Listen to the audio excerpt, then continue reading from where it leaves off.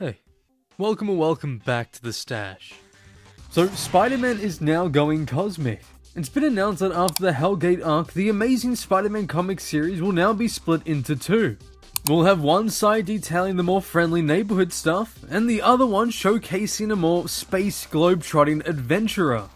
I was always confused of what direction they were going to take the book when they first released the cover of issue 11. I was worried it might have been another 8 Deaths of Spider-Man thing where it's just completely focused on this random unnatural environment for Spider-Man. But this being split into two different heroes, I guess, segments, is definitely, in my opinion, the better choice. However, overall, for the book, I can't tell if I'm really for or against it. It kind of feels like once again they're just throwing ideas against the wall and hoping one of them sticks to bide some more time before issue 1000.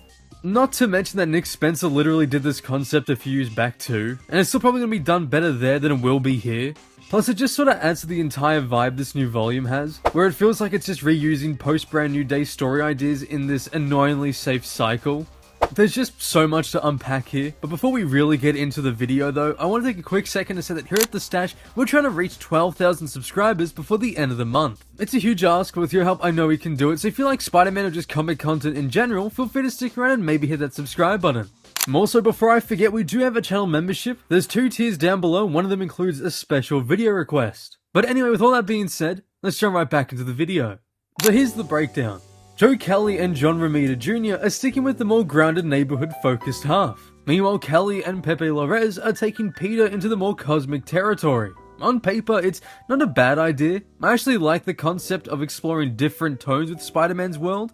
He's always been a character who could swing between personal drama and big ridiculous crossovers, but doing this in one series, 2 alternating arcs under the same title, it's weird, and it feels like more of a compromise instead of a vision. However, I do think it could maybe work way better if they finally utilize Ben Reilly again in the book. If they had Ben as the Earthbound one for a bit and Peter off in space, it might actually be pretty fun. If they went with that though, the only issue is I doubt Marvel editorial will handle it well. I just really want to see Ben Reilly get some love again after the way they've just brutally assassinated his character. He was so fun to read back in the 90s, and the way they've just completely dismantled him, it hurts to see. But I will say, thank God that Pepe Larraz is returning. Seeing his name leave the credits after issue 5 was a total gut punch, considering he basically carried that entire arc on his back with the beautiful artwork he delivered. I was completely enthralled by his vision for Spidey. The energy, the fluidity, the way that every panel moved, it was exactly what the book needed. I am worried though that now will lose a bit of its charm since he's confined to the cosmic half, and although I still know he'll do an incredible job, the street level side of the book will always be Spider-Man at his core, and I just want the best artists available working on that side of the fence. John Romita Jr. though is an interesting one. I'm not totally against him still being on ASM, but I do think we might need to move on soon. He'll always carry that novelty to his name, the kind where as soon as you see Romita on the cover you feel the weight of his and his father's legacy, but then your eyes actually land on the artwork and that weight sort of slips away. I used to adore his work, especially on the more classic Daredevil and Spider-Man eras, but now it's just so... I don't even know how to explain it. I think his new Daredevil covers say it all. And I mean, no disrespect to JRJR, he's a legend in every sense, but at some point, legacy alone can't carry the visual identity of your flagship Spider-Man book. And that's kind of the whole problem here. This whole direction. Splitting the book into 2 tones, alternating arcs, keeping both artists on, it doesn't feel bold. It feels like Marvel's trying to please everybody at once without making any real decisions. Like, they know what people want, the personal grounded stories, the classic tone, but they also want to chase the scale and the spectacle, especially with issue 1000 looming. And yet through all of this, they still haven't brought Peter and MJ back together. No matter how many arcs they throw at us, how many legacy characters return, or how many status quo shifts they tease, they keep dodging the one thing fans have been asking for almost 2 decades. It's like they're terrified of letting Peter grow up or have a consistent emotional anchor. And the longer they avoid it, the more obvious it becomes they're not building a future, they're just buying time. So instead of choosing a lane and committing, they're hedging their bets. And that's what makes this feel like more of a compromise and not a new era, not a bold direction, just something to keep us busy until the big anniversary. Honestly, if we weren't so close to issue 1000, I'd probably be more open to this, because in a vacuum, the idea of switching between street level and cosmic Spider-Man stories could be fun. It could work, but with issue 970 already on the horizon, everything about this run feels like Marvel is stalling, like they're just trying to fill space, jumping between tones, teasing legacy villains, bringing back Felicia Hardy for the millionth time only to throw her out of the book for the millionth time. Hell, the entire first arc of this volume was incredibly safe from start to finish, not because it fits into a larger narrative, but because they know they need to do something while the countdown to the big 4-digit number keeps ticking. Also, like, can we stop with rebooting the series every 2 seconds? It's such a cheap tactic Marvel keeps on hammering with every single title they have. I mean, Iron Man, I think, is getting cancelled after 10 issues just so they can go back to issue 1. But anyway, sure, there have been some decent moments, some fun ideas, even great artwork, but what's missing? What's really missing is direction. There's no emotional spine, no long-term vision, no sense that all of this is building towards anything meaningful. It's like watching someone write Spider-Man with a dartboard of ideas. One throw lands on Bring Back Felicia, the next hits Cosmic Adventure, and the next says Legacy Numbering. And they just go, yep, that's the story now. There's no cohesion, no stakes, and worst of all, no growth. It doesn't feel like they're telling a story, it feels like they're trying to stall one. And when you're that close to issue 1000, the last thing that the Amazing Spider-Man should feel like is filler.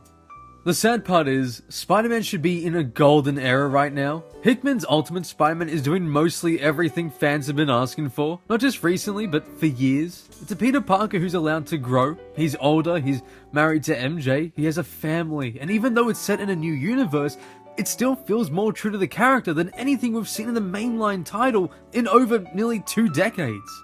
The storytelling is patient, emotional, and character-driven. There are consequences, stake, and intent. It proves beyond a shadow of a doubt that Marvel knows what works. They're just choosing not to apply to the Peter Parker who actually matters most to continuity. Meanwhile, the mainline book feels like it's scared to commit to anything. Hell, I'm pretty sure in the next issue of ASM, Peter and Shay are in this weird stage where he's almost afraid of commitment.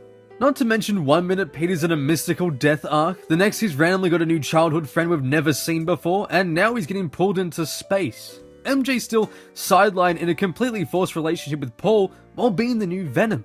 And even when she shows up, which is really rare now, it's like the writers are afraid to actually deal with the emotional weight between her and Peter. There's no consistent relationship, no real arc, no sense of who Peter even is anymore beyond the costume, just empty momentum. And not the good kind either. Not the friendly neighborhood, witty, emotionally grounded Peter Parker we all grew up loving. This is the kind of empty momentum that happens when editorial won't let anyone make long-term decisions anymore. It's a Peter who's just floating. No direction, no change, no consequence. A character who used to be defined by his growth is now trapped in a holding pattern, and that's what makes this new arc announcement so frustrating. It doesn't feel like a bold new direction, it feels like Marvel trying to do everything at once so they don't have to choose a path. So yeah, Spider-Man's going cosmic and street level at the same time. Is it a good idea? Maybe. Could it lead to something exciting? Sure, if done right, but right now, it just feels like noise. Not ambition, not reinvention, just non-stop filler. It feels like Marvel is really trying to do everything without committing to anything. And when it comes to Spider-Man, a character who's always thrived on focus, on personal stakes, on emotional clarity, that kind of creative indecision not only feels like a misstep, but also like a massive misunderstanding of who this character even is. I mean, we're closing in on issue 1000. That should be massive. That should feel like a culmination of decades of storytelling. A moment where the legacy means something. A moment to bring this title back to its glory days. Instead though, it feels like they're just trying to get there without saying anything on the way, just to say they reached the number. And yeah, the covers may be cool, sometimes the art is stellar and some scenes might even land, but what's the bigger picture? What are we building towards? What's the spine of modern day Spider-Man? Because right now, I believe there isn't one.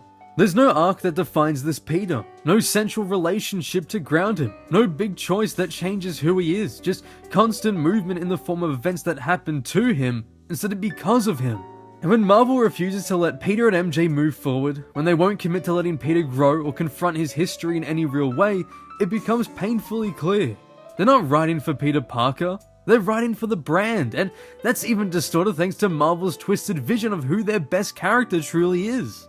They're keeping things safe, vague, and marketable.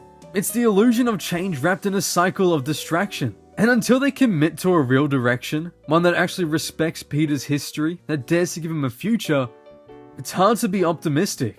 Because this isn't storytelling anymore, and it hasn't been for 2 decades. It's stalling, it's maintenance, it's Spider-Man on autopilot. And if this is what we're doing on the road to issue 1000, if this is the energy we're carrying into a legacy milestone, then you really have to ask, what exactly are we celebrating here? Because it doesn't feel like Spider-Man. Not the one that I and many of you out there grew up with. Not the one who changed our lives, and certainly not the one who deserves to be treated like this. Spider-Man!